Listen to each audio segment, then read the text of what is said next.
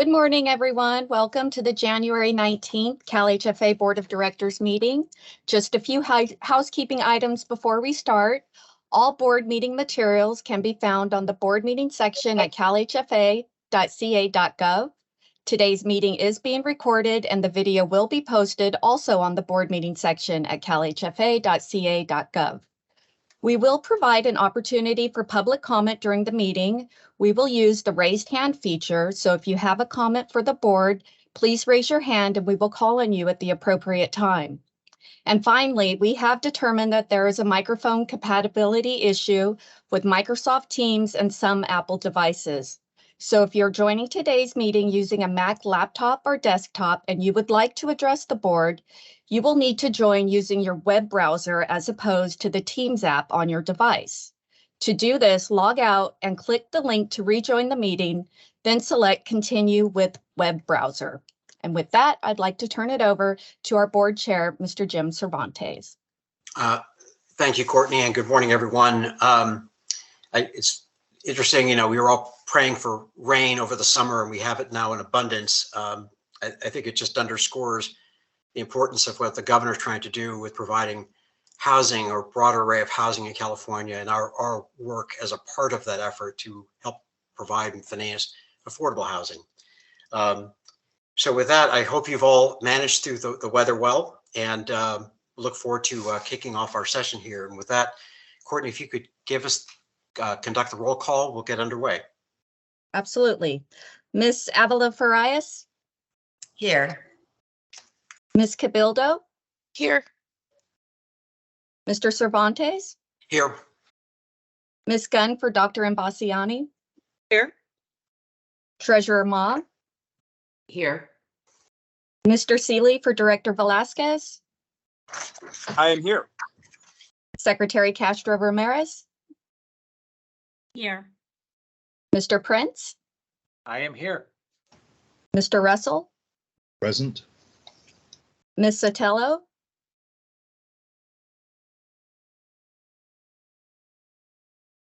Ms. Sotelo, are you out there? I know we had you earlier. She might be having difficulty with her audio. Mr. White? Not hearing Mr. White.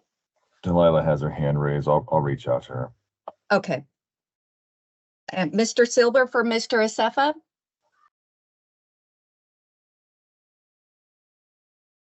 And Ms. Miller for Mr. Steffenshaw? And Ms. Johnson Hall? Here. Good morning, everyone.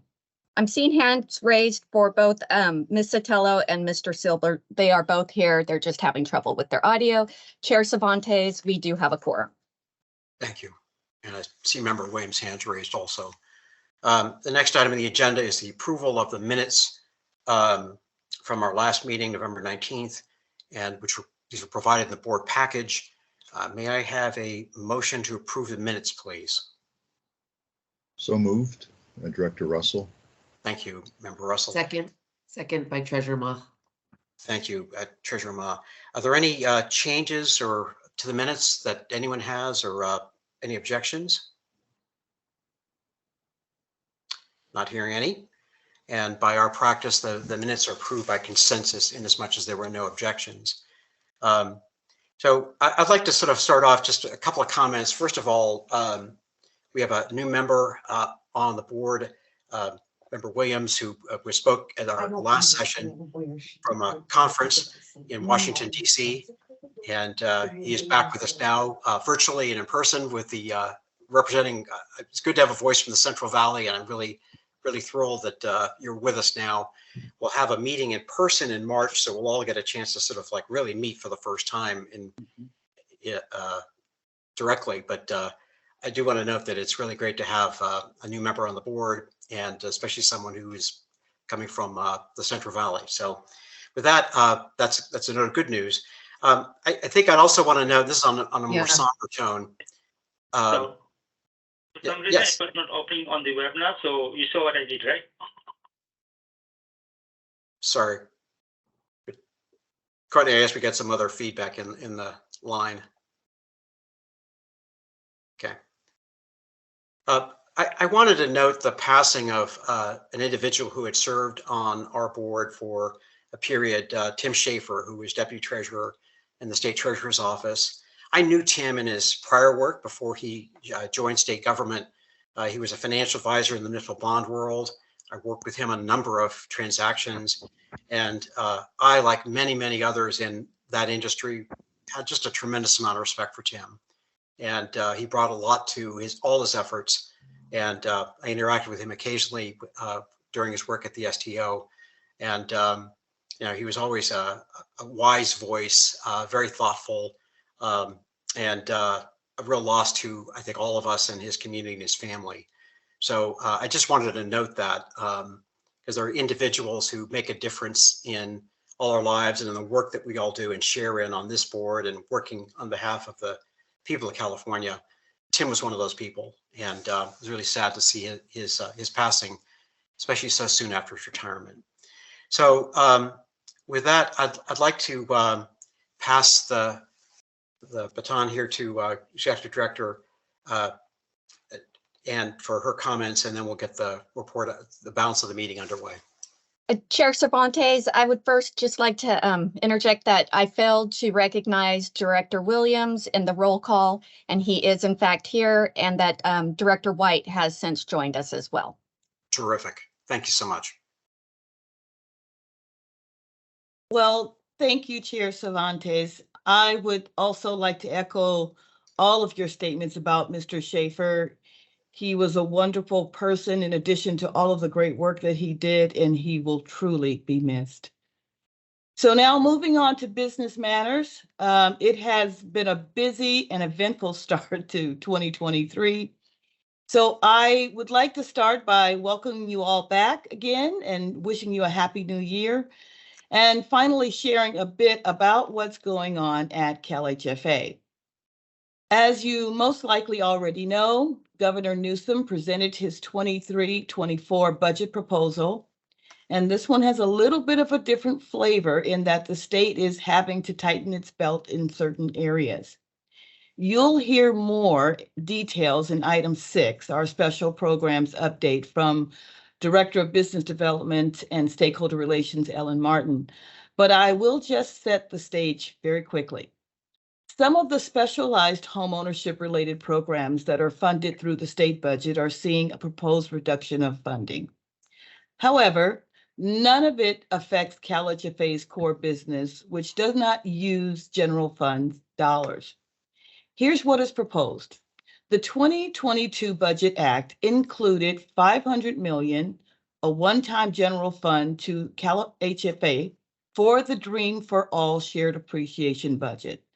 This proposal will be reduced to $300 million. And additionally, the proposal is to remove the $50 million in funding from CalHFA to finance ADUs. I'll also mention that HCD's $100 million for the CalHome program is also proposed to be removed. Now, the good news is that there is a trigger of these reductions, which means that these funds could be restored if sufficient funds become available to cover certain commitments. When announcing this decrease in homeownership investments, the governor mentioned that the administration thinks that it's prudent because of what's going on right now in the housing market. So what is the governor referring to? Well, during the pandemic, we saw home values go up drastically, a 47% increase from where they were in March 2020. While California has already seen home prices decline 14% from the peak observed in May 2022, there's still a lot of room for values to continue to decrease, and that is what we expect to see. Now, for those of you who caught his speech or saw the news reports, you know the governor was quite passionate when talking about continuing to address homelessness. And while that is not CalHFA's lane specifically, financing the production of affordable housing is a key part of solving that homelessness crisis. And so we will certainly be doing our part to continue our progress there, particularly with our multifamily lending. In fact, based on some of the recent decisions coming out of CIDLAC, we expect that CalHFA will have a larger amount of bonds available to us in 2023. Given the expectation of this additional bond cap, we are taking a bit more time with updating our mixed income program term sheet so that the program is calibrated to maximize production. We will be getting the term sheet finalized in time to start accepting applications for the second CIDLAC round very soon. And of course, CIDLAC will have 3 rounds this year after having just 2 last year. The additional bonds, which we will also use for our standalone conduit bond issuance program, will mean greater workload for our talented and growing multifamily lending team.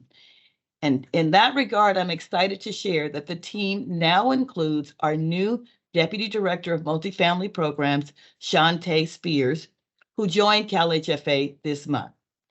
Shantae comes to us after working in the San Francisco Mayor's Office of Housing and Community Development as a capacity building program manager for Black developers wishing to develop multifamily developments in San Francisco as part of Mayor London Breed's Dreamkeeper initiative.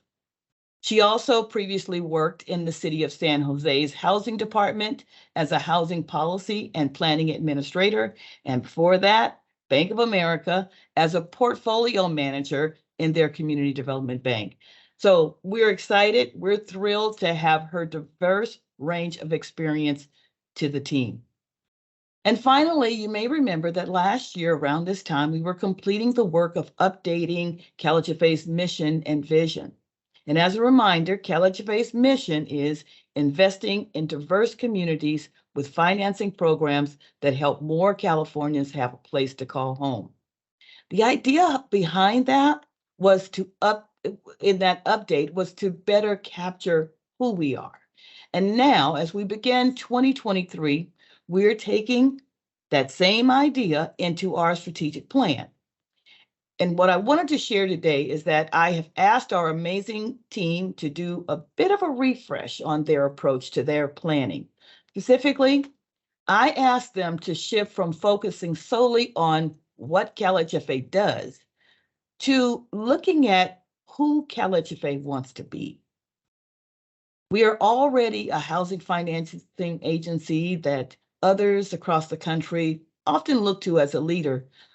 And I think we are a housing organization within the state that is also seen as an innovator, but I also think we can be more.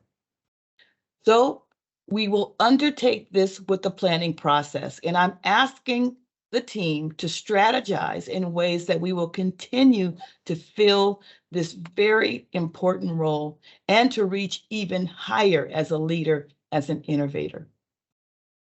With that, I will hand it back over to Chair Cervantes. Thank you. Thank you very much. The next item on the agenda was to report out from the Executive Evaluation Committee, or EEC. We had a late scheduling issue, so that meeting was canceled.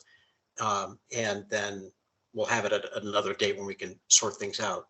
So there's no report for this particular agenda item. Mr. Chairman, I had my hand raised. I'm sorry, I was late to the game. I had one comment for Tina. Please go ahead. Sorry. Yeah, so I really, Tina, I really appreciate this idea of getting a North Star for CalHFA. I think that we so many times focus on transactions and outputs versus the outcomes for our communities and the outcomes for the families we serve. So I just really am impressed that you're looking at this and encouraging you to do it. I was looking at the website again today, and when I look at like the key CalHFA partners, it tends to be, housing and finance agencies. But I think at the state level, your key partners also include, the superintendent of schools, or the criminal justice system, mental health. I mean, there are just so many partners and so many linkages and connections that can be happening through CalHFA that isn't transaction focused, but really is transformation focused. And so I'm looking forward to seeing what you and your staff do as you think about reimagining and reengineering CalHFA. So I just wanted to say that very quickly. Thanks. Thank you, Member Prince. Are there any other comments or questions for our Executive Director? I may have overlooked that in the last part before we move on. Hearing none.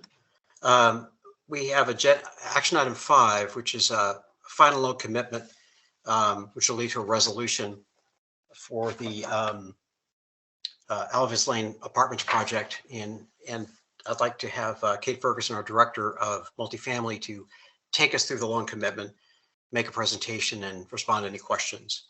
So I will turn this to Kate Ferguson now.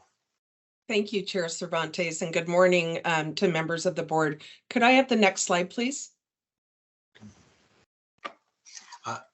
Excuse me, I see a hand up. It's a little hard to, from Council Thuranian. Chair Cervantes, I wanted to make sure that Mr. Russell had the opportunity to announce his position on this agenda item before we commenced. Thank you. So just as a matter of practice, I will recuse myself from this discussion. Thank you, Member Russell, and Council, thank you for reminding me of that. Please, Kate, go ahead. All right. Could I get the next slide, please, Courtney? Thank you. Good morning, Chair Cervantes and members of the board. My name is Kate Ferguson, and I am the Director of Multifamily Programs. Today, I will present one permanent loan for approval in the amount of $20,351,000. So it is a transaction, but hard to follow. Hard to follow. The Alvis Lane Apartments perm loan will be made in conjunction with MIP subsidy financing of $7,360,000 and taxable and tax exempt conduit issuances in the aggregate amount of $56.6 million. We're joined today by Lauren Masseri, who is the Vice President of Development of Meta Housing, which is the developer sponsor of the project. Alvis Lane Apartments will be a 100-unit family project to be built in unincorporated Contra Costa County.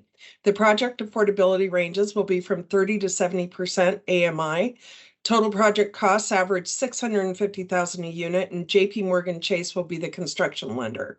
RBC will be the tax credit investor, investing in both the federal 4% and the state tax credits, and their investment will be sufficient to cover 47% of total project costs.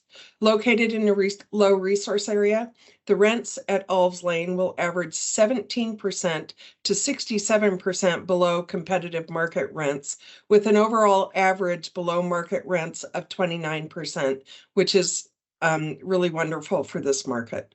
The subject capture rate will be 4.7%. Next slide, please. The site is currently vacant with generally level topography at street grade, measuring approximately 3.686 acres. And with that, I'll open it for discussion or any questions.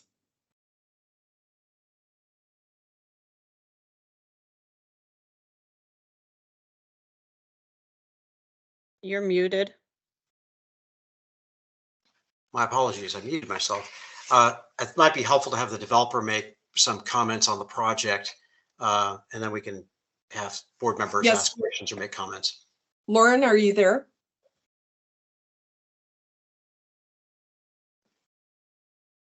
Lauren Masseri? You're unmuted, Lori, so you have to do it on your end. Lauren.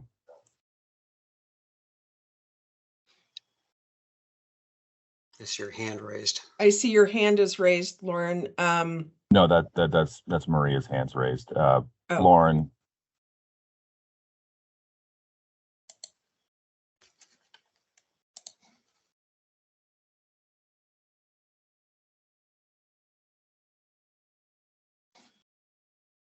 Can we make Lauren a presenter, Mark?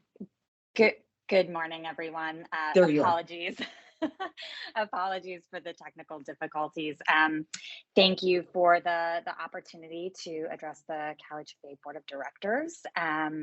So a few quick comments about Alves Lane, although Kate did an excellent job of summarizing our project.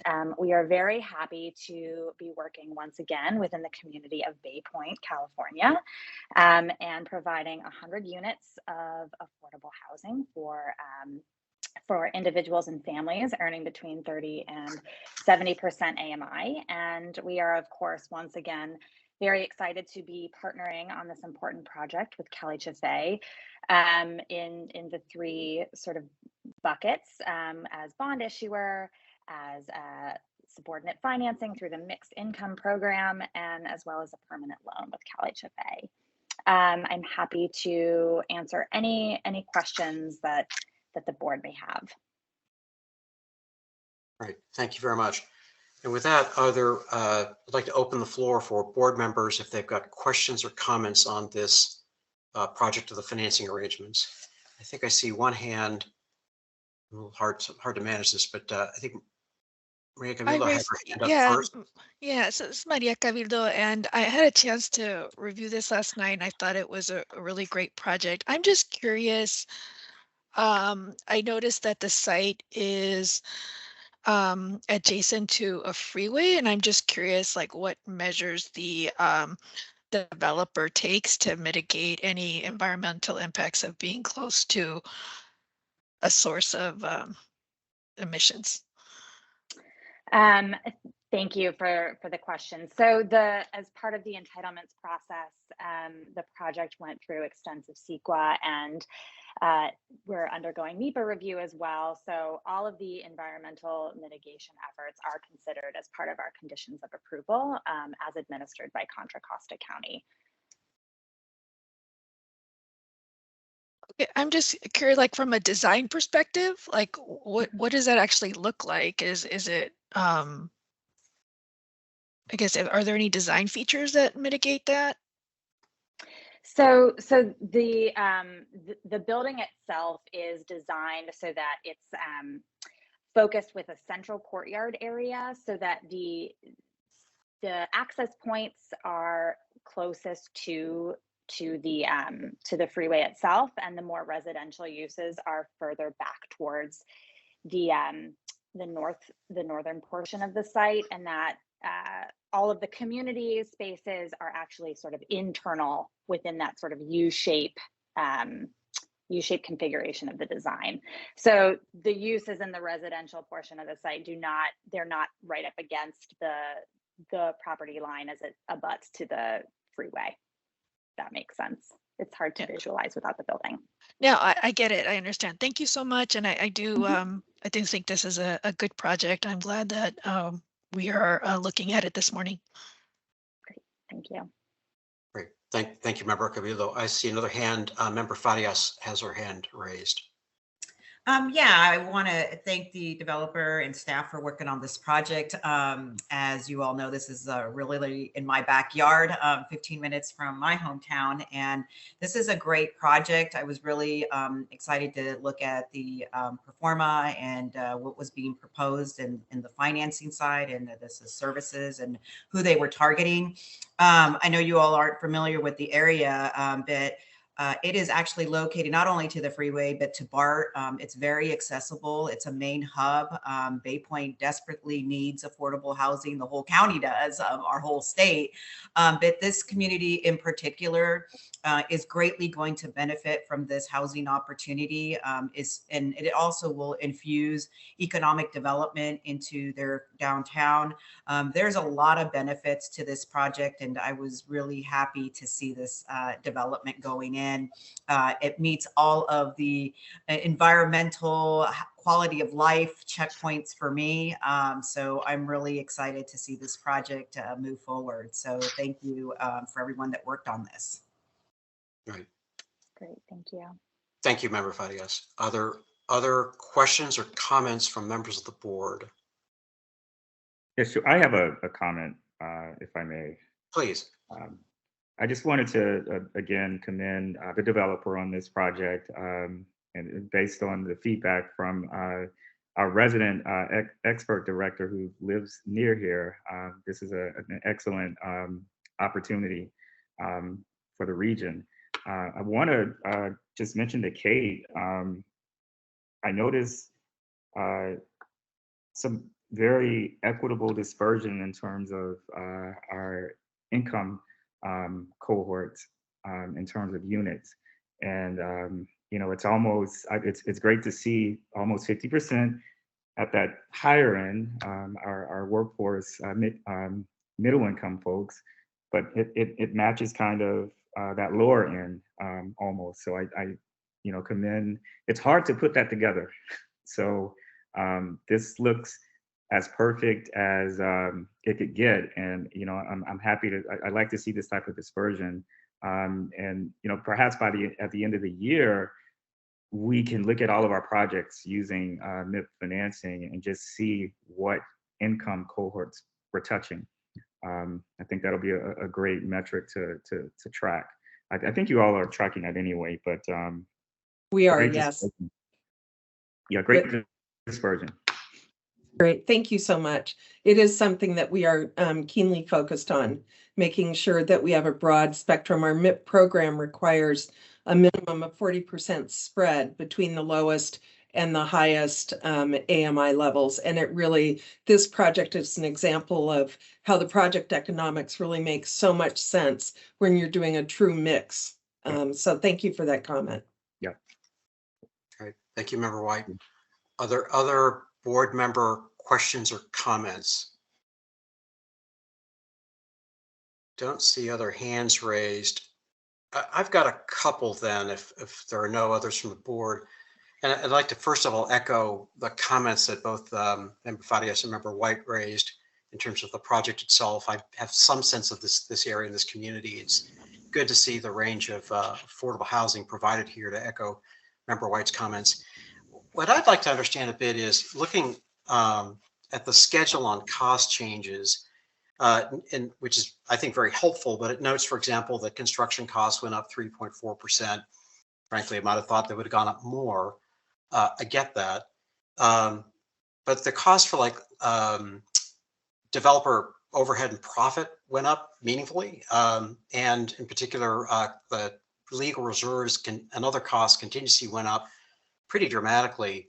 And it'd be helpful just to walk through that a bit as to what's going on with the cost changes, which I certainly understand just given what the dynamic out there is, but the parts that went up more weren't the parts I necessarily expected. So if someone could just talk me through that, that would be very helpful. And I'll note that Member Farias has her hands raised, but so maybe we'll go pivot back to her in just a second here. Okay, Lauren, I'm going to ask you if you'd like to address that. Of course. Yes. So the cost changes have certainly included increases to the overhead and profit, as well as the contingency. So, you know, as a developer, we are trying to be as responsive to the volatility in the marketplace for, you know, both labor and materials for construction costs. And one of the ways in which we manage the you know, the uncertainty of that is through the hard cost contingency. So while we are finalizing our contract with the general contractor, you might see that the hard cost contingency line item in particular will sort of fluctuate in as we are working through the actual contract with the general contractor. So as part of the closing process right now, we are working towards finalizing that final hard cost number with the general contractor, and the hard cost contingency will sort of stabilize after that. So that does explain some of the fluctuations there as we try to be responsive to the overall market with what we're seeing, both on the labor side and on the actual materials. So if I understand it, then it sounds like you increased the buffer in the project. This is why that legal reserves, other project costs line item went up as much as it did. It's really more to manage sort of uncertainty. That's why that bracket went up as much as it did. It's a risk mitigant tool. The legal reserves in particular are also they increased, you know, I'd say over the past year due to the complexity of the closing transactions. What we find is that the costs overall have increased over the last year, as with all of the line items across the board. And this is based on, you know, real data from projects that have recently closed construction financing as well as permanent financing. So we update that based on real data from comparable projects. Okay. And then on the developer fee, it went up, but a greater part was deferred. You know, so part of my reaction is, well, we're putting more MIP money into this thing and developer profits gone up. So is that what we're funding, or is that, it's talk me through that as to what's behind that part? Sure. So the developer fee, the size of it is a function of how much eligible basis is being generated by the development costs. So to the extent that your eligible basis increases, so does the amount of the developer fee. So that will continue to fluctuate actually until the end of the project when we do the final cost certification. However, I do want to clarify that while the size of the total developer fee may fluctuate and increase, we are, you know, restricted to the same amount on the capitalized developer fee. So that means the actual cash that's received from capital sources remains the same, but the amount of the fee that is captured through the project, you know, the operational cash flow, that can continue to grow. Again, that's based on how much eligible basis is generated from the project costs. The other point that I would just like to clarify is that, you know, when we were talking with the CalHFA team to sort of understand how we can maximize the MIP subsidy for this project, we as a developer committed to restrict our cash out fee, our capitalized fee, in order to come to the table with some additional gap financing. So again, while that total developer fee did increase, again, based on a function of how much costs increase, we are actually agreeing and committing to deferring more fee to see the deal feasibility strengthen for the construction and permanent loan closings. I don't know if you have any follow-up questions on that. Yeah, so I noted that the amount of the deferral went up and it's paid out over time as a residual or through the residual. That's right. And to make the deal work, I mean, because these are all harder to accomplish now, certainly. I get that. So as I understand, so as I'm translating this in my mind, then the higher developer fee is partly, it's like formulaic to some degree here. As the basis goes up, it goes up too. Is that what I'm hearing here? That's exactly right. Okay.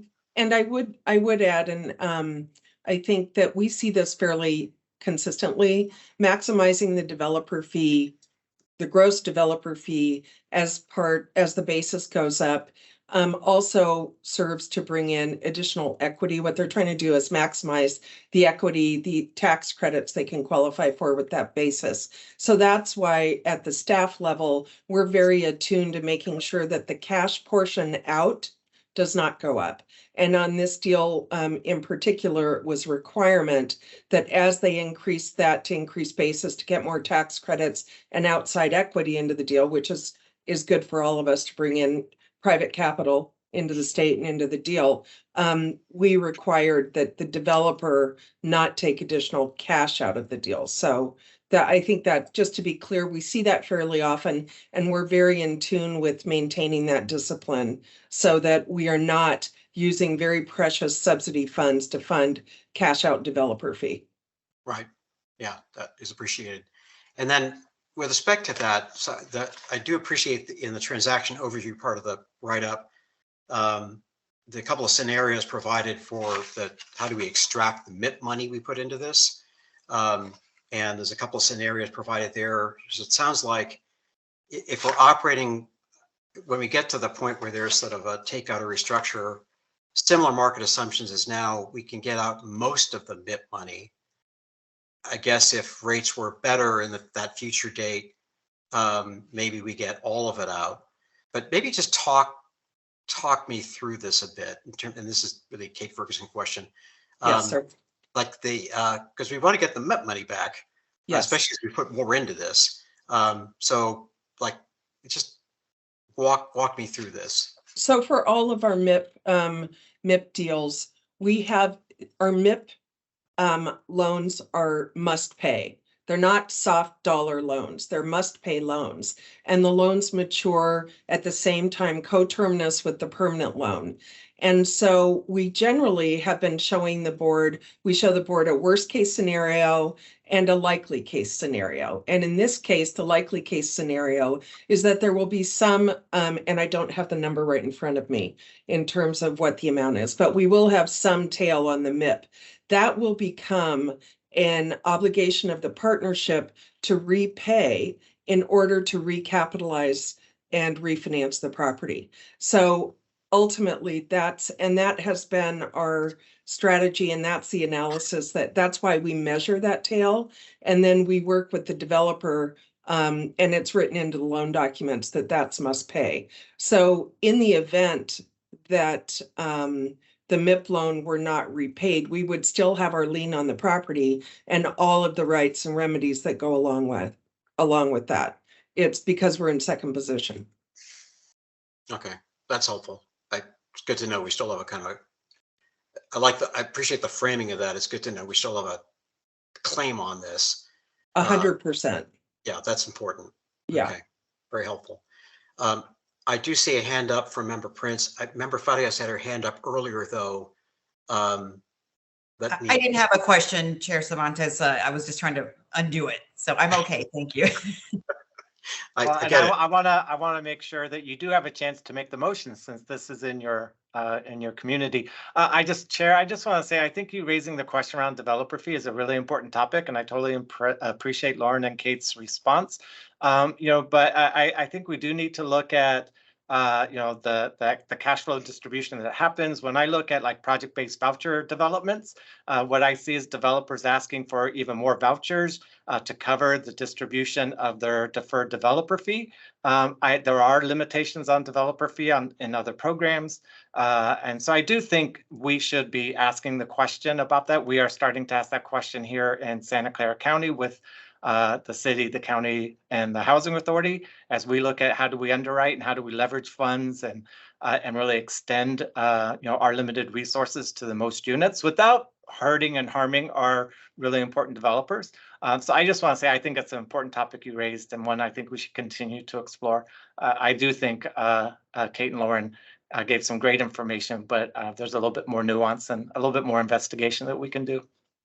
All right. Thank you, Member Prince. And maybe in that vein, as I was reading through the materials here, I was trying to think about to keep our dozen or so transactions alive over last year and into this year. They all had injections of additional MIP money. I didn't tally it up, but my rough cut would be 50-ish million, give or take. Yes. Yes. It's a meaningful number, and it is. So I think, and maybe this is for the next session, this is maybe in tandem with the executive director's talk about looking forward, but I would think we've got a war chest, but it's not infinite. And so we've kept these transactions alive, these projects alive, because our mission is to provide for affordable housing. And so it's consistent with the mission. But by the same token, going forward in a challenging environment, trying to think of how do we make this work? Can we continue to drain down the MIP funds to make these projects work? Or is there a point where we just have to do something different? There's no answer to that. Maybe you have an answer for that. Well, I was just going to say that I think 2022 was extraordinary in that at the time we made our initial commitments, the market was sort of static and normal. And then as the commitments came into final commitments, all of these projects received bond cap from CIDLAC, the world turned upside down. And so we had to close deals within 6 months.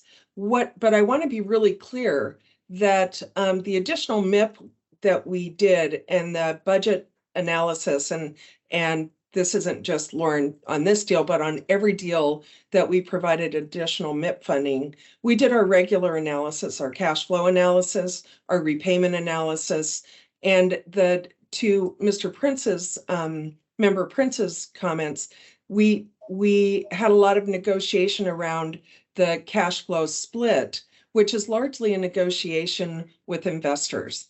And I don't see investors getting more flexible. I see them getting less flexible in the next year. But the good news is that the market has stabilized somewhat. So I don't expect the deals that we're getting in now to see the cost increases, the exponential cost increases that we saw in 22.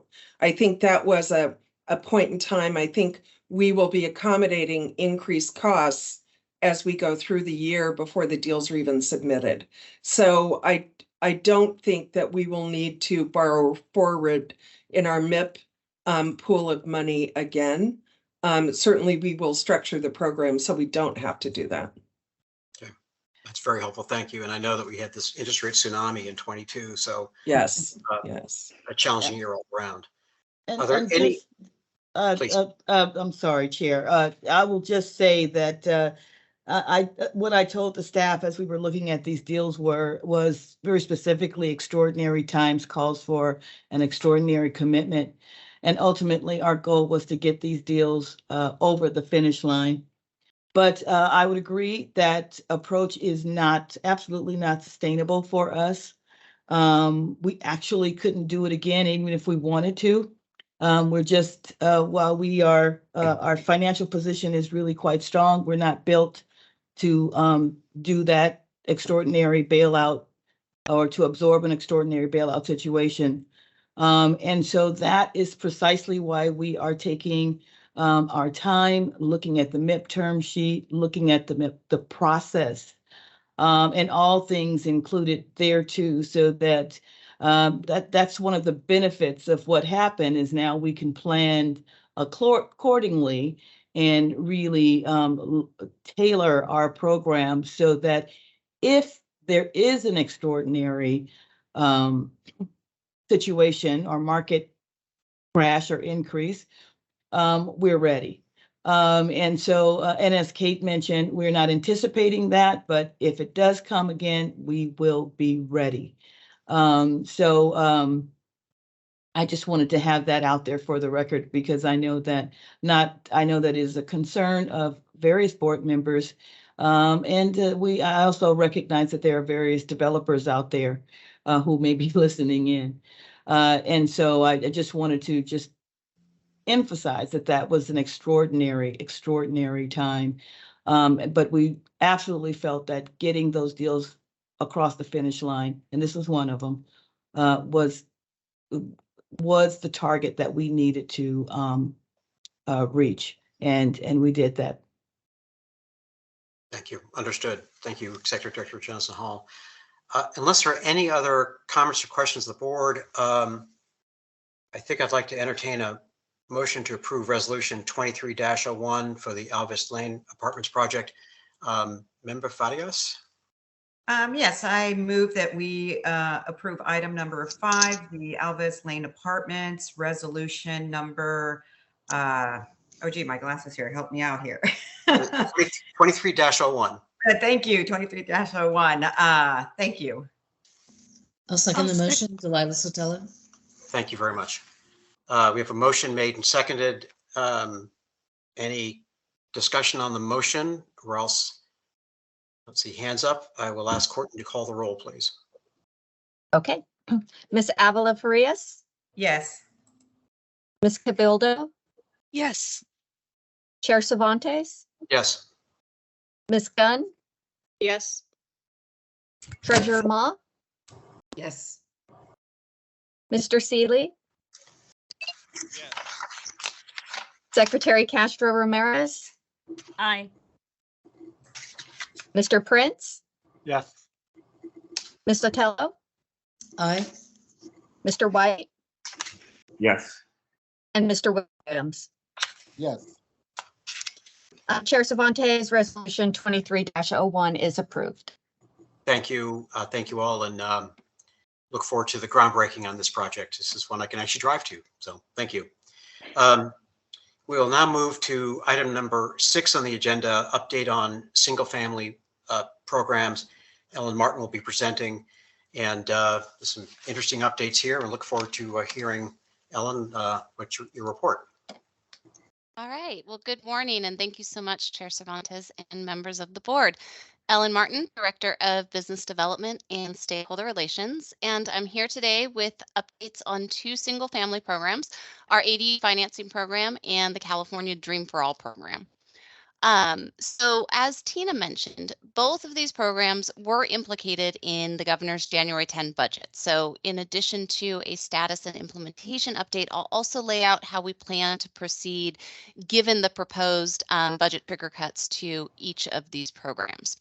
So with consideration to time, I just want to give you a heads up that this presentation will be purposely brief. I would absolutely encourage the board to read the more detailed board memorandum for a more in-depth evaluation and status report on these 2 programs. Next slide, please. So beginning with ADU, as you will all no doubt recall, CalHFA operated a $100 million program that funded grants for pre-development costs associated with construction of an ADU. The 2022-23 budget included an additional $50 million in resources for ADU financing, along with a requirement that CalHFA conduct a working group process to identify the best approach to stimulate more ADU lending and production. The governor's January 10 budget, as Tina mentioned, proposes to eliminate this $50 million in ADU financing as a trigger cut, which could then be restored under certain more positive revenue circumstances. So given how very fluid the budget negotiations are, we are continuing to move forward with the ADU working group. And the goals of the ADU working group will be to discuss how the state can support more ADU production, more ADU lending, and importantly, to identify if there are any approaches that would be effective and that would allow us to recycle funds. So we've invited over 80 members of the ADU ecosystem to attend one of a series of meetings that we will hold in January and February. In fact, we had the first meeting yesterday. And based on the input and feedback that we receive, we will compile the working group's recommendations and are hopeful that this feedback will be constructive and informative for these ongoing discussions surrounding ADU finance. Next slide, please.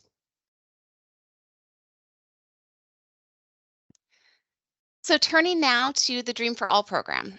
As a reminder, the Dream for All program is a revolving shared appreciation loan program that will provide up to 20% down payment assistance for first-time home buyers at or below CalHFA's income limits through a shared appreciation loan product. Next slide, please.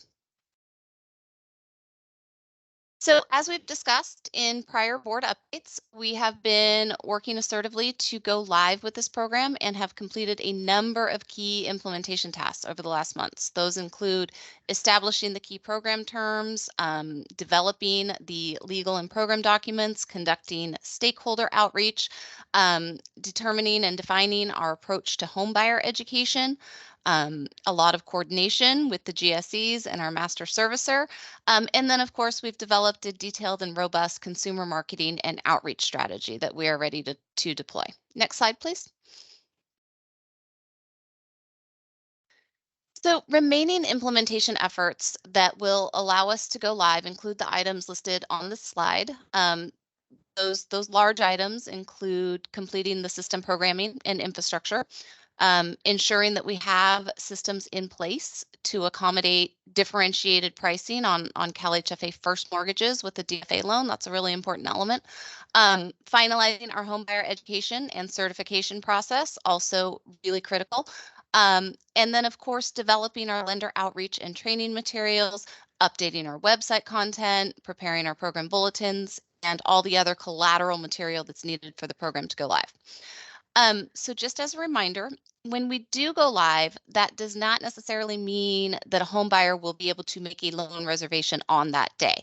Our go live date, which is still targeted for the end of Q1, means that our systems are basically ready to receive reservations from our lenders. At that point, we will need to work with our lenders to onboard the loan program into their systems and to train their staff. So we expect that our lenders will then need an additional 30 to 45 days after our system goes live to be able to actually start accepting loan applications and make a reservation with us. Next slide, please. So I do want to take just a moment to acknowledge the external risks and challenges that we are facing with Dream for All implementation. I'll briefly mention these here, but would also refer you to the much more detailed analysis in the board memo. We all know, and as we've talked about already today on this meeting, we're facing a volatile interest rate environment as the Federal Reserve continues to raise their benchmark rate in an effort to combat inflation. Rising interest rates, of course, will have a direct impact on the housing market. Higher interest rates reduce consumer buying power, which many analysts predict will or has already triggered a housing market recession. So to the extent that our Dream for All program borrowers can enter the market as close to the bottom as possible, both they and the program will absolutely see the most benefit from subsequent home price appreciation. But of course, it's difficult to predict where that bottom is. And as Tina mentioned earlier, home prices may still have a ways to fall. So we would be remiss, of course, not to mention that the governor's budget process proposes to reduce the Dream for All program funding by $200 million, which absolutely, again, as Tina said, reflects the administration's acknowledgement of this volatility in the interest rate and real estate market that I just talked about. Again, these are trigger cuts, which could be restored should revenues exceed expectations and if certain other conditions are met. Again, this budget process is extremely fluid, and as we all know, so we are monitoring those ongoing discussions very carefully to make sure that we are calibrating our startup costs appropriately, that we're setting clear expectations for our lending community, and that we're giving careful consideration to how we modulate deployment of our available funds to maximize benefits to our homeowners and maximize the likelihood of program success. And then finally, I'll just end. Ongoing funding uncertainty is also a challenge. I think we've known about this for a while, but we do want to be clear that the original Dream for All concept did anticipate $1 billion of funding per year for 10 years, at which time it was then anticipated that repayments would be sufficient to fund the program on an ongoing basis. So with one-time funding of $300 million, we will originate as many shared appreciation loans as we have funding for, which is estimated to be about 2,300 borrowers, and then would likely see a pause in the program in new originations until additional funding is available. So overall, I just want to underscore that we are absolutely committed to this program and committed to implementation of this program. And most importantly, we're absolutely committed to maximizing the prospects of program success so that we can help as many low and moderate income Californians access sustainable home ownership as possible. So with that, I would be happy to take any questions. Great. Thank you very much for the presentation. I'd like to see if there are any questions or comments by members of the board. So please just use the raise hand feature so I can see it, please.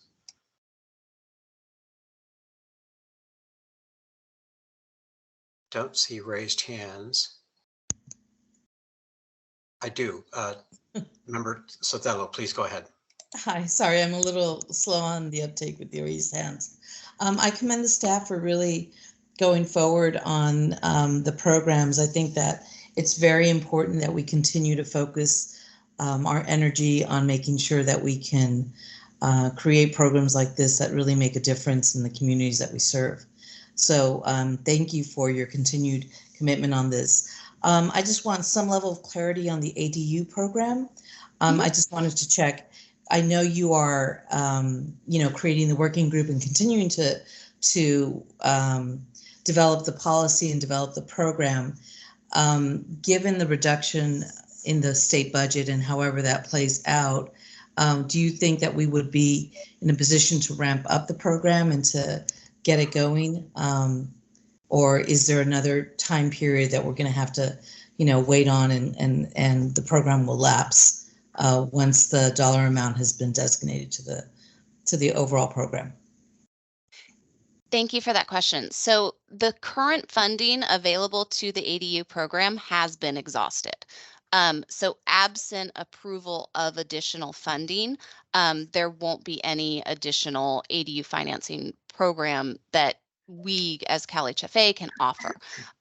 We do anticipate that these conversations are going to be ongoing.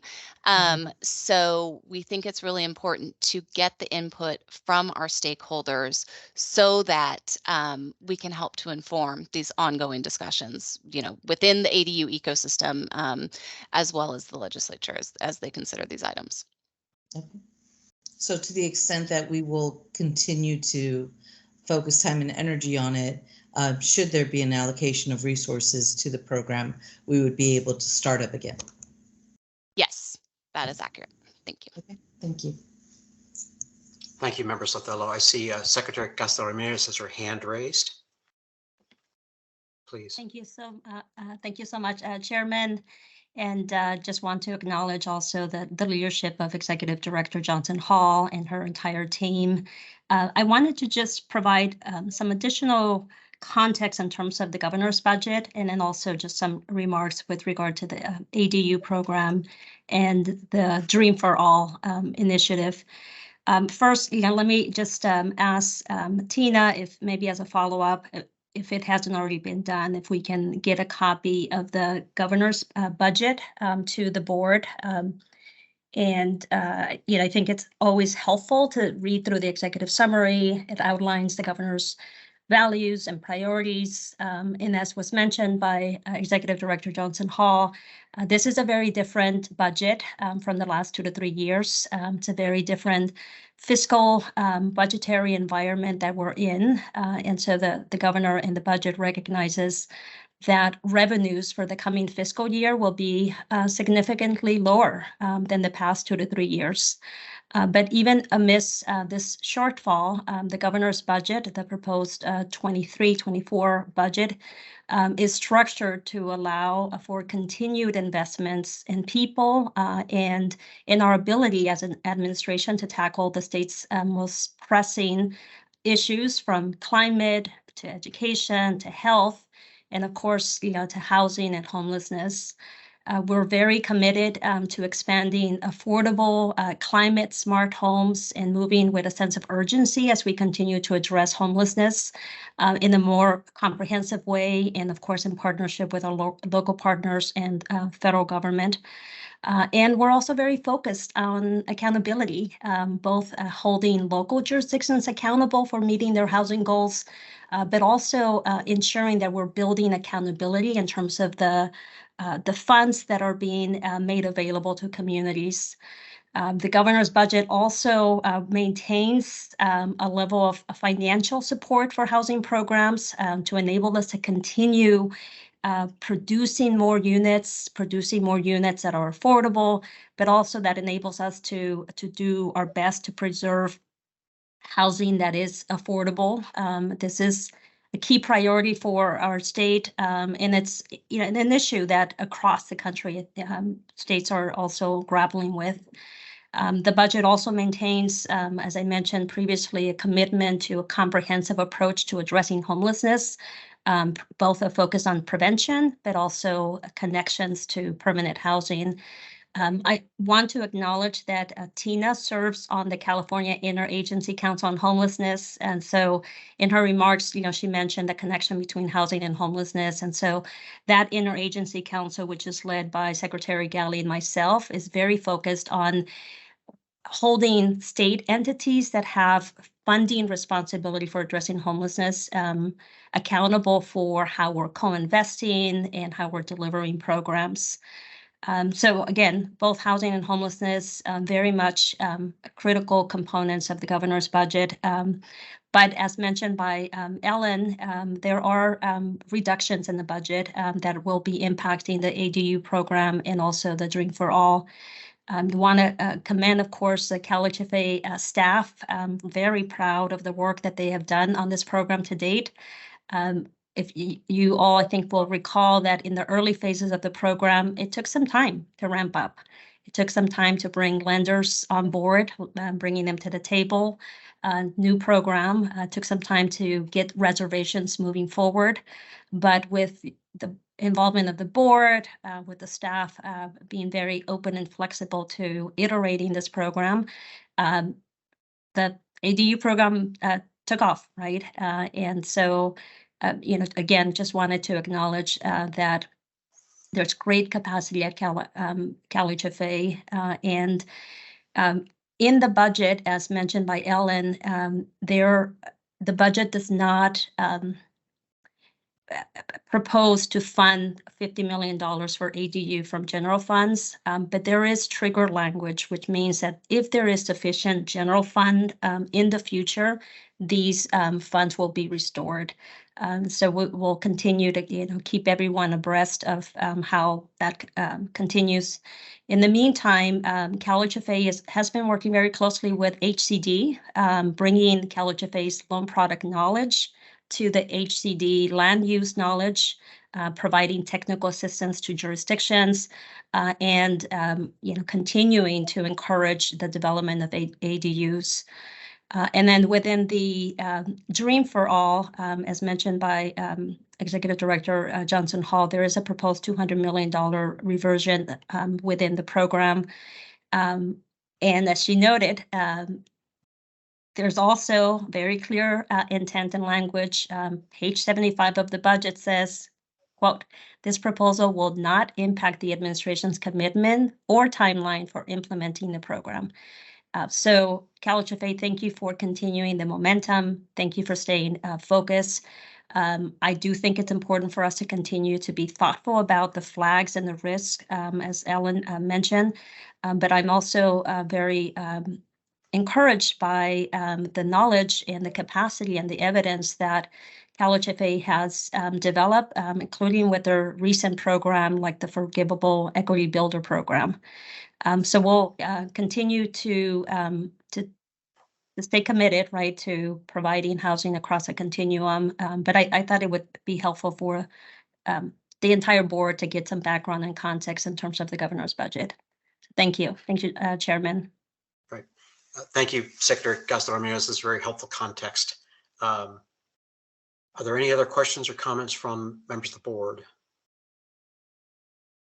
I think I see, Member Williams has his hand up. Please, go ahead. Yes, I've got just a question about ongoing issues related to housing depreciation, particularly around the Equity Builder program. Given the fact that we really are anticipating some decreases in values, how is the program designed, or is there a design in the program that really addresses? You could potentially, purchase a home, and depending, we don't know if there is this a shallow recession or a significant recession, but most individuals aren't at this income range aren't able to deal with large swings, particularly if it's downward. So you could end up purchasing a home and then experience a significant decrease in value if it's a protracted recession, and then you really are you're not building equity, you're actually losing equity. And I know that value increases are cyclical, but what are the pros and cons of entering a program at this stage of a very uncertain market with the most vulnerable populations that would be entering home ownership? Thank you so much. I think that's a great question, and I appreciate the insight. So absolutely the best case scenario for Dream for All consumers and the program would be to enter the market as home prices bottom out, right? Because then they can maximize benefits from increased home equity associated with the market recovery. Most people don't expect that this housing market downturn will be as bad as what we saw with the great financial crisis, but I find it helpful when I'm thinking about Dream for All to look at that period and kind of note, to your point, Board Member Williams, the timing of home price declines and the subsequent recovery and sort of what that means for consumers. So just to shed a little bit more light. Nationally, we saw home prices peak in about 2006. And then they declined for the next 6 years, bottoming out in about 2012. And then they took another 5 to 6 years to return to the levels that we saw in 2006. So I think for us, that really underscores the importance of market timing. Borrowers that entered the market at its peak in 2006 kind of suffered the most, right, in the great financial crisis. But borrowers who entered closer to the bottom of the market were much better positioned to weather those kind of, what were then shorter term declines, and they saw their home values recover more quickly. So it's obviously impossible for us to predict exactly when the bottom of this market will occur, as well as kind of what the shape of a recovery looks like. But we absolutely will be monitoring real estate market conditions very carefully. We'll seek to diversify the state's investment over time as we're coming into the market, to the extent feasible, and also make sure that our prospective Dream for All borrowers are fully aware of this context and their responsibilities under a shared appreciation loan. I do think that over the long term, investing in home ownership has really proven to be one of the most reliable sources of intergenerational wealth creation. And so the Dream for All program will help low and moderate income earners enter what continues to be an extremely challenging market. But the dream at this stage in the real estate market cycle, those Dream for All buyers that are able to remain in their home over the long term are the most likely, as you said, Board Member Williams, to be able to maximize their ability to generate wealth through home ownership. There will be less positive outcomes for those who enter the market, see values decline, and then have to exit the market. So this program is best suited at this stage in the real estate market cycle for those home buyers that can stay in their homes for a long time. Does that sufficiently answer your question? Yes, thank you very much. Great. Thank you, Member Williams. And I see Executive Director Johnson Hall has her hand raised. I just wanted to thank the secretary before she had to go about her comments on the governor's board proposal, and to share with board members that we will absolutely make sure that you receive the link so that you could read it. It is, she talked about page 75. I think that it is not. It's reading that you really do have to invest some time in, but I think it's well worth it. And I'll just mention the other thing, just in response to Board Member Williams' comment, which I so appreciated. And I know that he brings this up because of his love and passion for home ownership, and making sure that we don't make populations that are already vulnerable even more vulnerable with the work that we do. I think that's where that comes from. And that's something that I care richly about. And one of the things that the team is doing, without getting into a lot of detail, is really looking at those disclosures and making sure that folks really understand, to the best of our ability, what they're getting into. And I'm hoping that we can also include some wraparound services so that this is not just a before you buy thing, it's a after you buy, now what? And so that's all part of this program. We're doing everything possible to ensure that these homeowners, these who have been locked out of the system for all intents and purposes, have a pathway to generational wealth that includes support as a key component of this program. Thank you, Executive Director Johnson Hall. Are there any other board member comments or questions? Don't see hands raised. So I think I've got two. One is with respect to the Dream for All program, I think Member Williams hit the nail on the head. And having lived the dream of buying a house in Los Angeles in 1989 was the market peaked, and then selling it at loss almost a decade later. I can appreciate that the market doesn't always go up here. And so disclosures, I mean, whatever we can do to mitigate or rather have prospective buyers understand what they're getting into would be extremely valuable, because no one's a good market timer. And with respect to the ADU program, I know we have all the this outreach to constituencies interested in the program. So Ellen, would the idea be to get that all pulled together so that maybe when we get to the May revise and have a sense as to whether we have funds or not, to be ready to go? I mean, kind of think it's doubtful, frankly, that the picture is going to get a whole lot better by the time that happens. But is that a target for us, or is there a goal in terms of when we can sort of wrap up the discussion phase here? Yes, so we will be conducting those meetings over the next couple weeks. We had one yesterday, we'll have one next week and one the following week. To the extent, I think already the conversation we had yesterday indicated that there will likely need to be some follow-up conversations to really dig into the weeds with some of our stakeholders that offered really insightful commentary.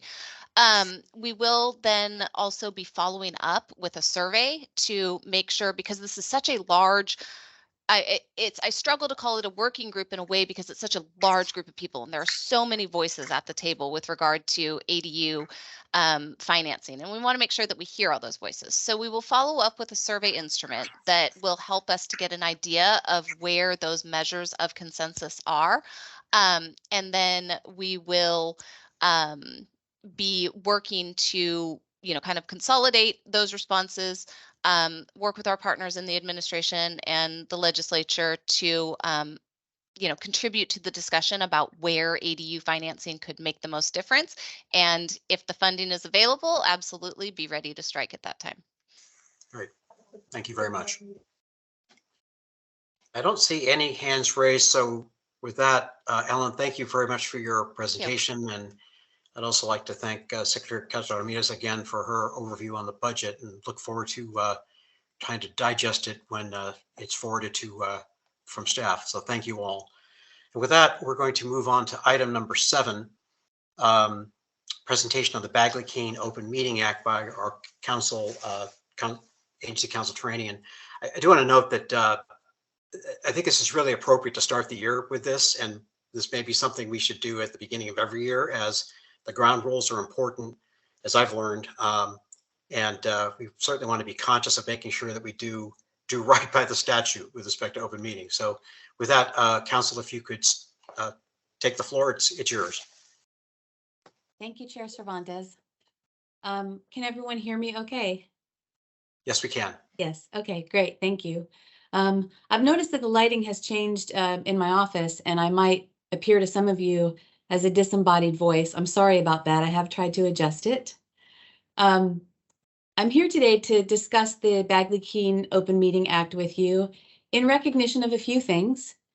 We have several new board members, and this change in board composition has prompted Chair Cervantes, Executive Director Johnson Hall, and I to come to the conclusion that it would be useful to familiarize our newer members with Bagley-Keene fundamentals, and then to offer a refresher to those of our board members who are longstanding members of State of California boards.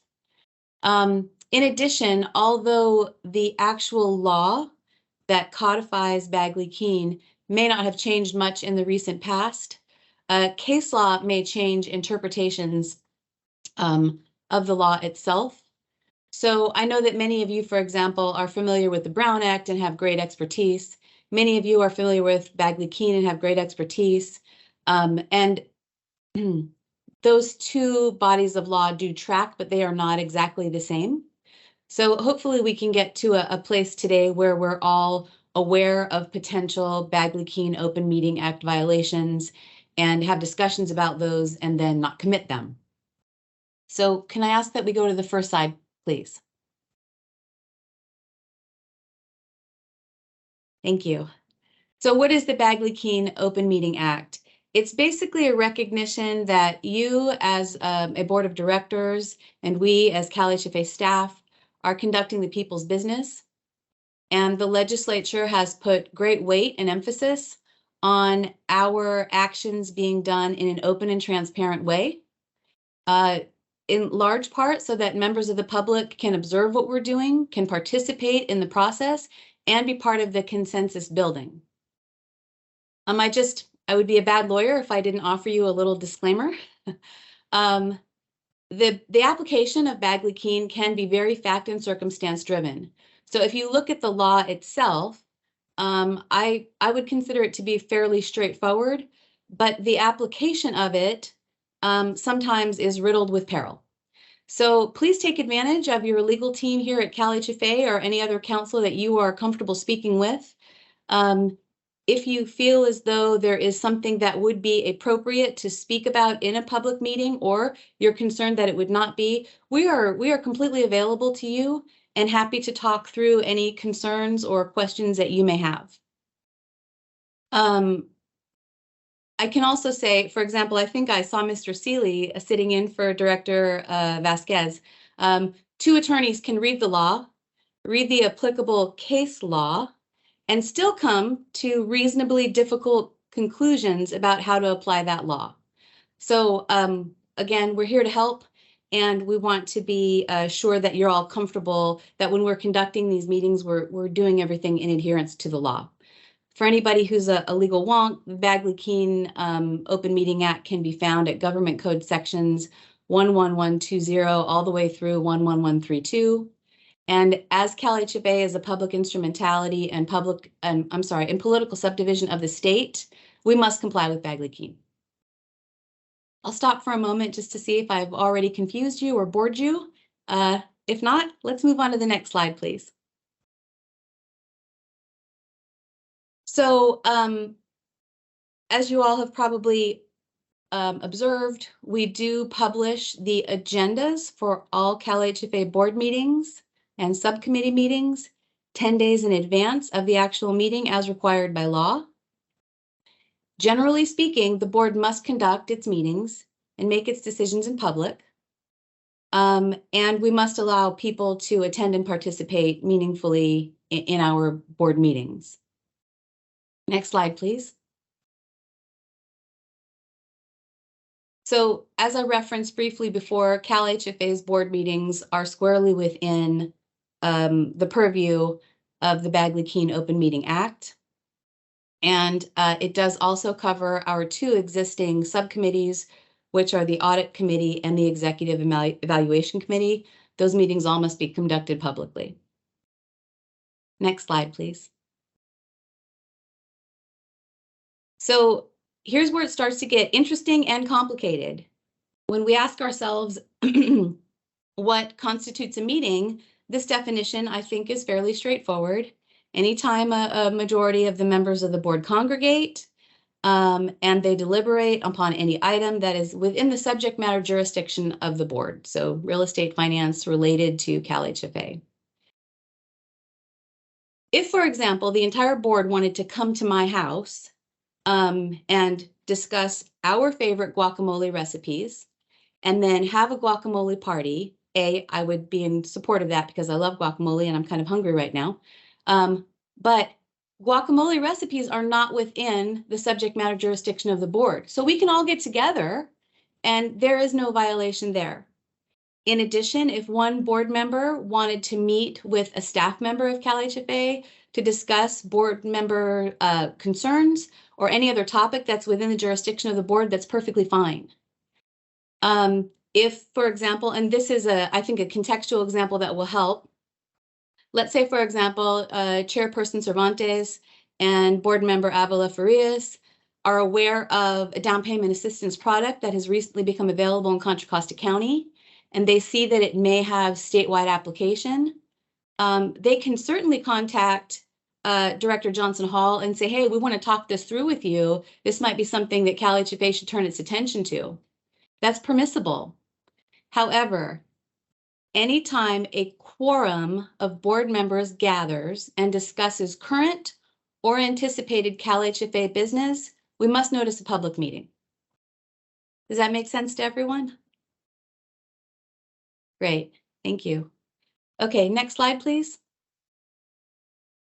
Serial meetings are where we can be exposed to legal peril, and they usually take shape in two ways. The first is in a linear communication.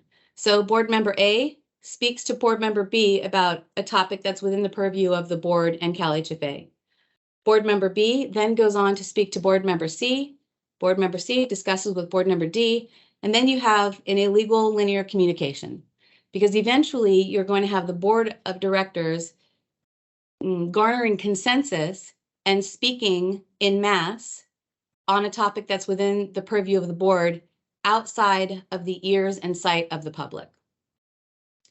A second legal peril are what we would call spoken hub communications. So if in advance of this meeting, I would have contacted each and every one of you board members or a majority of board members and said, I'd like to discuss with you agenda item number 5. I have some thoughts about this multifamily transaction. I would be the hub, you would be the spokes, and we would be in clear violation of Bagley-Keene. Next slide, please.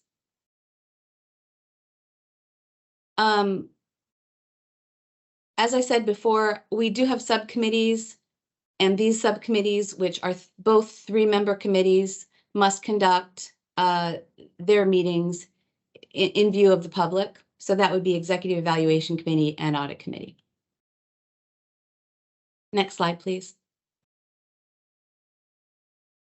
Before the pandemic, these were the rules on your screen now around how to properly conduct teleconference and video conference board meetings. Any board member that was not physically in the location of the larger board gathering needed to be in a place where a member of the public could join that board member and also participate in the board meeting. Currently, the governor has in place an executive order that allows us to do what we're doing today, which is a fully virtual meeting. But the executive order does have an expiration date. And so sometime in the future, we may go back to the model of this teleconference and video conference rule structure. And so wanted to make sure that you were all aware of this. That if, for example, Ms. Sotelo, who is a Southern California resident, cannot physically come to a meeting, she may be in a location where she can meaningfully participate, still vote as part of the roll call, but wherever she is, that location would have to be open and available to members of the public, and as well as being ADA compliant. Next slide, please. So as we talk about the purposes of the Act, this is for me where it gets complicated and interesting all at the same time. We conduct the people's business, and we are beholden to the people. So we must always be mindful of keeping a seat at our board meeting table for the people. When the legislature created the Bagley-Keene Open Meeting Act, there was recognition that this would make meetings somewhat cumbersome and might have a chilling effect on what otherwise be a natural process for creating consensus. But in the legislature's view, it is more important to have a completely open and transparent conduct of public business than it is to have efficient yet somewhat opaque government operations occurring. If the efficiency were the top priority, the legislature would have just created a department and then permit that department head to make the decisions out of the view of the public. However, whenever the legislature does create that multi-member board, as is CalHFA's board, it makes a different value judgment. It is mandating that the government go through the consensus building process and do so in view of the public. And I think that it really is the only way for us to create and support public trust and confidence in the work that we're doing. So I want to kind of transition to a discussion about how CalHFA is unique and how it actually makes your role as our board of directors even more important and prominent. So the legislature codified the role and composition of CalHFA's board of directors. CalHFA was specifically not organized with a control agency, meaning that we don't have an entity that dictates our policies, our operations, or our business decisions. For those of you who are relatively new to state government, control agencies are the norm, and those are the oversight entities for the majority of state government. So for those of you who are familiar with the Department of General Services will mandate to most state agencies how they conduct their contracting practice. Because of CalHFA's unique position where we're sort of at the intersection of being a, political subdivision of the state, but simultaneously acting a lot like a private sector entity that has to compete in a marketplace, we straddle this very delicate balance. And frankly, because we don't have that control agency, CalHFA's board of directors steps in to assume that role. I think that Dr. Mbasiani, a couple of meetings ago, did a good job of highlighting that nuanced difference between CalHFA and many other state organizations, which is that your oversight is critical to us. Our board of directors' ability to spot blind spots in our business practices and highlight those for us, to alert us to market changes, whether they be financial or other, has been of great benefit to us and frankly has really contributed to our efficiency and effectiveness over the years. CalHFA is a lot more like CalPERS or CalSTRS. They also have board oversight. Sometimes, and this is again by design, our board of directors was created to be representative of the entire state and to be representative of people who have divergent opinions, experiences, educational background and training, so that when we come together and you as a board of directors are guiding our activities, your divergent opinions are discussed in a public way, and the conclusions that we come to, the action items that you approve, come to us in a way that is done with the public's full awareness and participation. So in conclusion to this part of the purpose of the Act and the uniqueness of CalHFA, I would want to offer to you that since you are our board of directors and our de facto control agency, in my mind, your role is more prominent, which adds emphasis to the need for us to adhere to Bagley-Keene and to be as transparent as possible. Next slide, please. These are just some sort of technical requirements of the Act. Most of you, I believe, will have seen this in your experience as a board member. We distribute a 10-day notice to any member of the public, as well as you, about the scheduled meetings. It's posted on the internet, and we make it very clear who can be contacted if you have questions or concerns about the content of a meeting, agenda changes, attendance, anything like that. Next slide, please. The agenda must let members of the public, of course, as well as our board of directors, know what we will be discussing. And we cannot improvise our agenda. When it's published, it's fairly concrete. We can remove agenda items, but we cannot make material changes to the agenda after it's published. And the board may not take an action on items that are not included in the agenda. So if you have a topic of interest or something that you believe is an item that the board should take up for deliberation, I would ask you to please contact Executive Director Johnson Hall and Chair Cervantes and let them know that you would like that to be added for future consideration to the meeting's agenda. And if it's feasible, I suspect that Chair Cervantes and Executive Director Johnson Hall will do so. Next slide, please. Again, these are some basics about public access and participation in our meetings. I think for me, the condensed takeaway from these set of rules is that CalHFA and the state of California cannot create any unreasonable barriers or hindrances to the public's ability to participate. We want that public participation. And sometimes, of course, that may lead to critical public comments. However, those are welcomed. They give the CalHFA staff an opportunity to see affordable housing from a different perspective, to become aware of potential unintended consequences of our actions, and frankly, to give us an opportunity to grow as an organization. That the constructive criticism and that, sometimes negative feedback, it just makes us better. We can, however, impose limitations on the time limit when a member of the public will speak to us. And we can also request that members of the public who may be all coming from a same vantage point, and some of the comments may be redundant, we can ask them to condense those down into fewer comments, just in the interest of time and efficiency. Next slide, please. Oh, I think I just covered that. Okay, next slide, please. Lastly, I wanted to highlight for our board that there are permissible circumstances where we can have closed session meetings. They're very limited.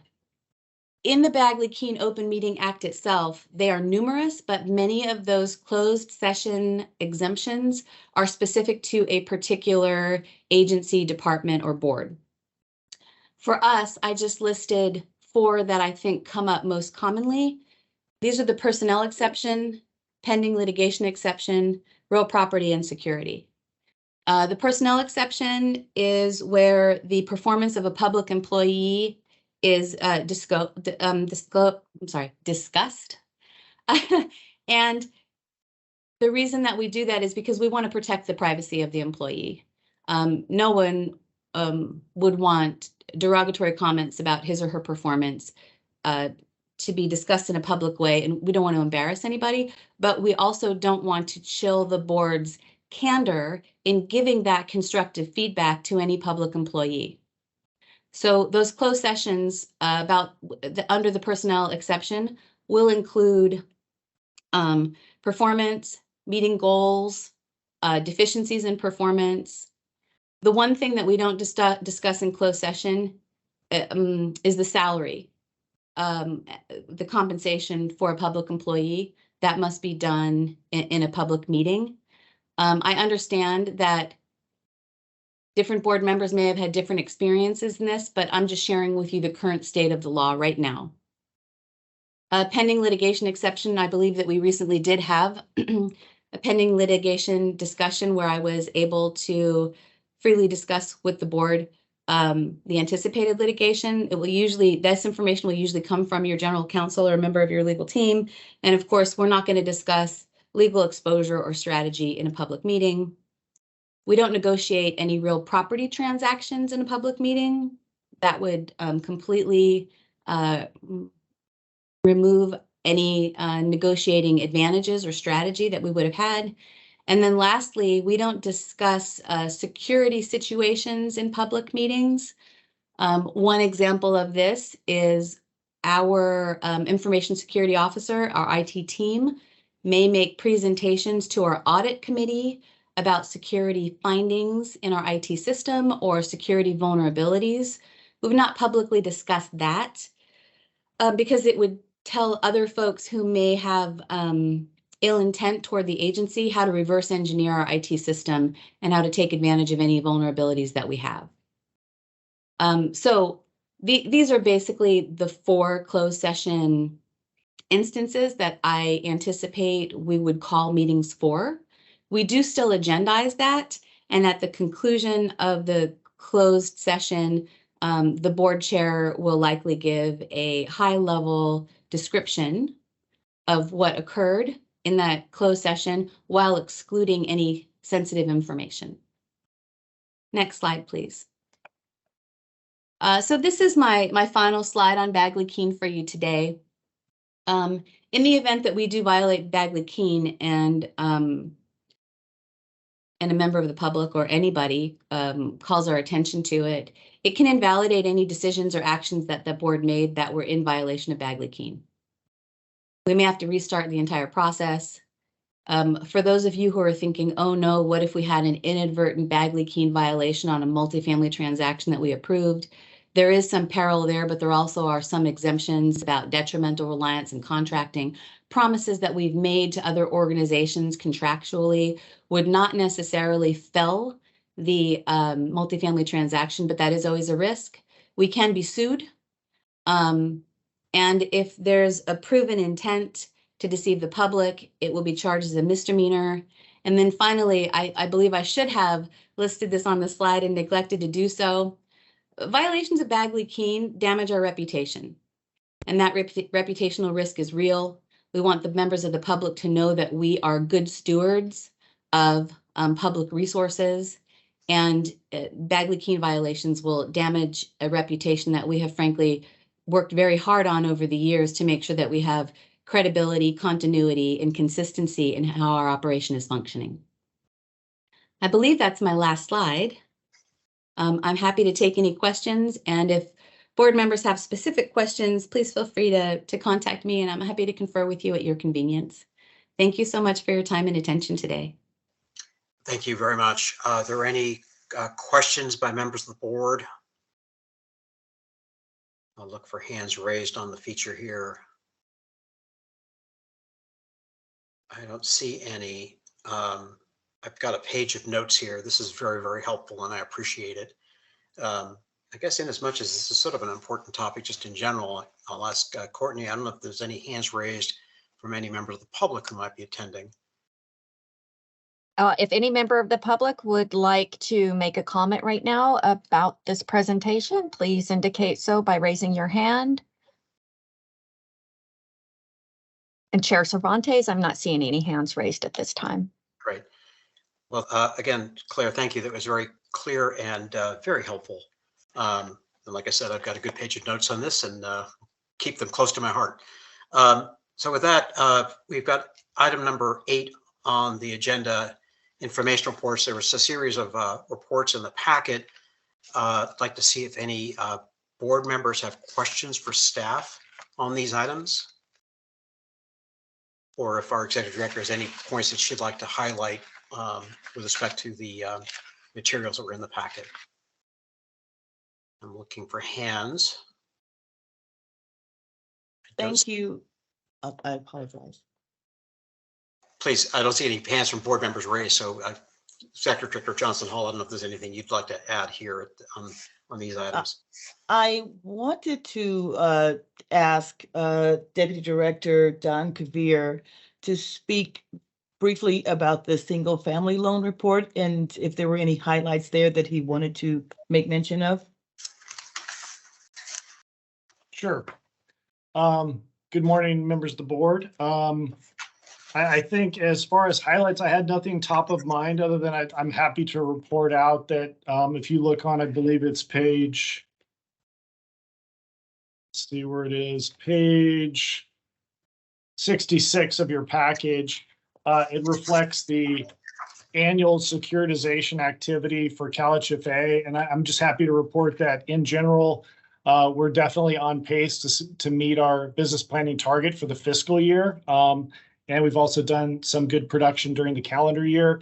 I also would just anecdotally mention that rates have, while they're still high and or have the potential for increasing, there's been sort of a small downturn in the rates over the last few weeks. And we've noticed elevated levels of reservations on our loan products for single family in the month of January, which is a little bit abnormal. Usually we see kind of a slowness that doesn't really pick up until the till end of February, March, when the spring fever gets going and people are wanting to get out there and buy houses. But we're pleasantly surprised that we're seeing sort of an uptick in production just in our standard program, despite the fact that the forgivable equity builder loan product is no longer available. So I think that's all good news, at least in the short term. I think there's a lot to be said for some of the things that Ellen mentioned in her presentation about where we're really going to be in the next 12 to 18 months. I suspect that we're in for still a very bumpy road, but we'll continue to sort of monitor the markets and monitor what's happening specifically in the first-time homebuyer market, and regularly report back to you as we come up to the workshop in March, as well as the business planning discussions in May. So that's all I've got. Thank you very much. And I noted on page 65, it's striking the drop off in reservations once the Equity Builder program got discontinued, but it was certainly an active year this year in 2022, given that program. So thank you. I, again, don't see any hands raised for members of the board. I might just see, Courtney, if there's any public comment on this item, if you want to see if there's any hands raised by members of the public. If you would like to make a public comment, please raise your hand and we'll call on you. And nope, no hands raised at this time. Thank you very much. Agenda item number 9, other board matters. I'd like to see if board members have any questions or topics on other matters like us to address, which we would then, I would think, maybe discuss at a subsequent meeting with 10 days advance notice. Member Russell. Yes, thank you. Earlier I recused myself from an item, which is my practice when members of the Federation are actually having business before us. However, the report, I did want to, there's something endemic to the sector that is noticed in that report, which is projects delayed by utilities connections. And that's really distressing. We see that throughout the state. I just wanted to flag for folks, and maybe it's a topic that we have Francesc talk to us about. Senator Wiener has brought up SB 83, which would set statutory requirements for the performance of utilities and providing services. It just got introduced, so it's something we should be tracking. And I just wanted to flag that for folks. In this, since it's kind of on the front burner right now. Secondarily, I did also notice the impact fees on that particular project is another endemic issue we have. Is certain municipalities have extremely high impact fees. I don't know that we have a lot of power to affect that, but to the extent that we have seen in the past projects that have come forward with extraordinary exactions and fees that make projects just a lot more expensive. I just need to flag that as something that continues to be an issue that warrants some discussion in the future. So I thank you for that time. Thank you very much. Any other board member comments or on this topic, or rather on potential board matters to discuss going forward?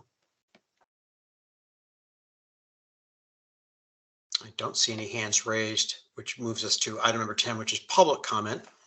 Public written comments are provided to the board. They become part of the meeting record, but I'd like to provide the opportunity here for any comment by member of the public on topics that are within our purview. Courtney, if you could please open up the floor to see if there's any hands raised by members of the public. Sure. And just a reminder that if you did want to comment and you're using an Apple product, you may have to log out and log back in. But right now, are there any members of the public that wish to address the board? Please indicate so by raising your hand. And I am not seeing any hands raised, Chair Cervantes. Great. Thank you very much. So we are really at the end of our meeting. I'll note that a couple of things, one of which is I think we have a placeholder meeting in February. My hunch is we probably won't have it, but I will discuss with the executive director, and we'll get a notice out 10 days in advance of that if that happens.